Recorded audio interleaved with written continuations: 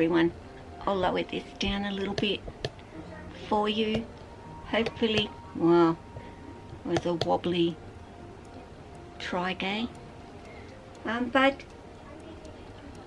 I wanted to show you Sia and just how well she's actually doing.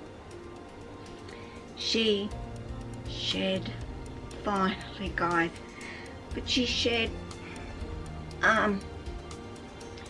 probably about 4 days ago, and even though I got her out briefly and I had a little look at her to make sure that she had got all the shed off, which she did all in one piece, so that is good to see as well. You know, I've been waiting, what would it be, almost a year for this girl. I'll try and dip this camera a bit more forward so you can actually see how well she's doing. Her mouth is clear. That looks just brilliant now. And I must say, guys, really for this video, I want to say to you that even though you may have to do things to your snake that aren't very pleasant, and I certainly know that what I was doing for Sia, oh sorry, I'm just trying to get a little bit of me, but her as well, so excuse my fiddling here with the camera, but basically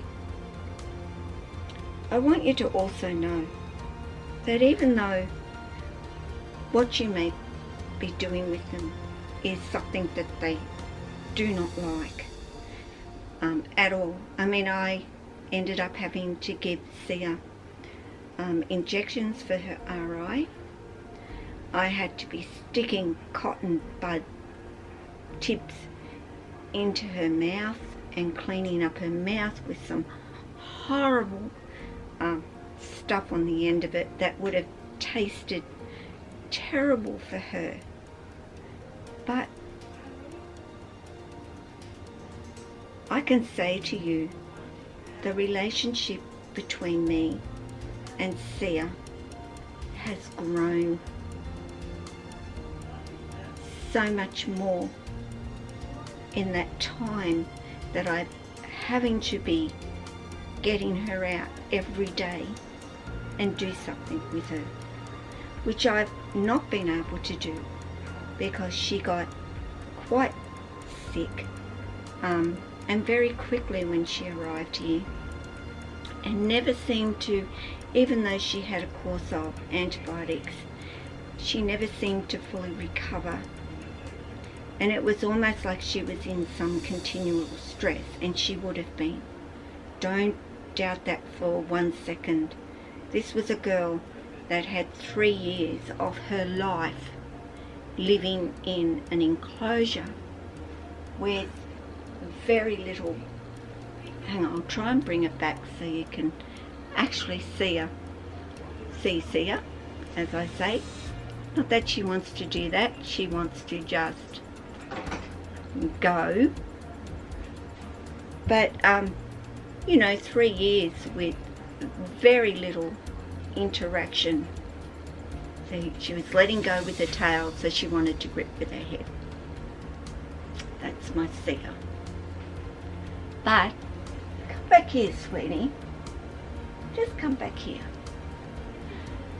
You know, 3 years, as I said, with very little interaction with humans, except to have her little home cleaned up,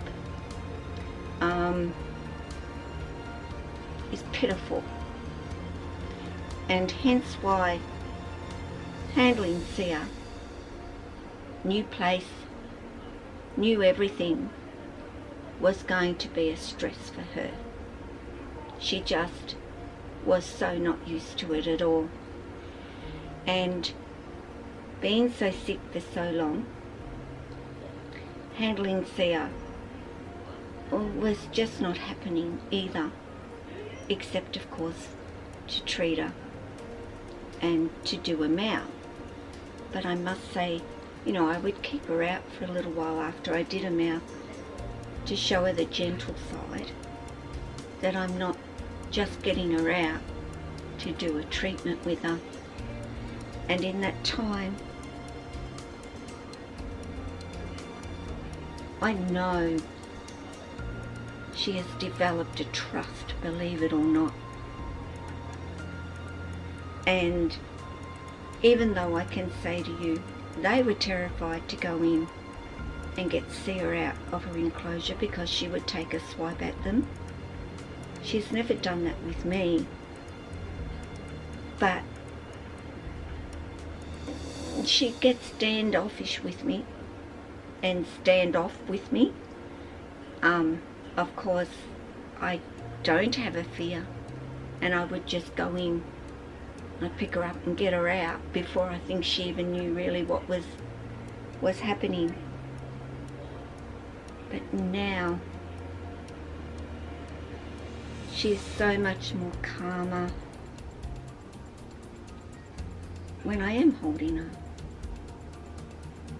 And tonight I am again going to offer her a meal. She's due for a meal. And now that she's had that beautiful shed, I feel so much better about her as well. She is a beautiful snake, and she hasn't been my easiest of snakes when it comes to health-wise, I guess you could say. And I kept thinking, what am I doing wrong? You know, when I was getting her out, I heard the paper rustle, and I thought, oh no, don't let that be your lung rattling again, and was so relieved to see it was the paper dragging on the ground basically of her enclosure. And I was like, I took a great big sigh of relief and went, thank goodness for that, Sia. But you know, I'm taking good care of her. She is still down in my bedroom, and I will continue to leave her down there for quite some time, I guess. Maybe one day, now I'll bring her enclosure up here and she'll be around us with all the other snakes. But you know, I keep the temperatures at that 29, which seems to be what they like. And she seems to be managing and doing very, very well. I see her come out and bask. I'm going to be definitely putting a better climbing area in her enclosure. He's there because I see that you do quite like it, don't you? So, diamond pythons. She's been a bit of a tough one to begin with, but from here on, life is going to be great for Sia, and our relationship is going to continue to get stronger and stronger and stronger. And what I'm actually going to do is I'm going to put Sia on the jungle gym and let her hang out here with us. She's healthy. She's not in any way infectious with my other snakes, so I don't have any issues there. And it's time Sia got to start getting back into the swing of things in my home, which, as you know, is giving them freedom and time to explore. So, even though my dogs all of a sudden have decided to go to the back door, which is exactly where I need to go, I want you to see her and see that beautiful face that she has. And yes, I kiss and cuddle Sia too, as much as I can. I think they know it's a gentle, caring language that we give them. And you don't ever be afraid to give your snake a hug and a kiss. Of course, don't grab them by the head and start smooching them all over their lips. I really don't think they like that so much. There she is.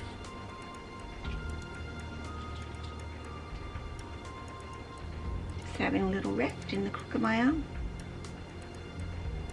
So let's get her onto the jungle gym, guys. I'll flip this around so I can see that you'll be able to see as well. Of course, as I said, there's my dogs. And no, how do I do this? Of course, there's no light here at all.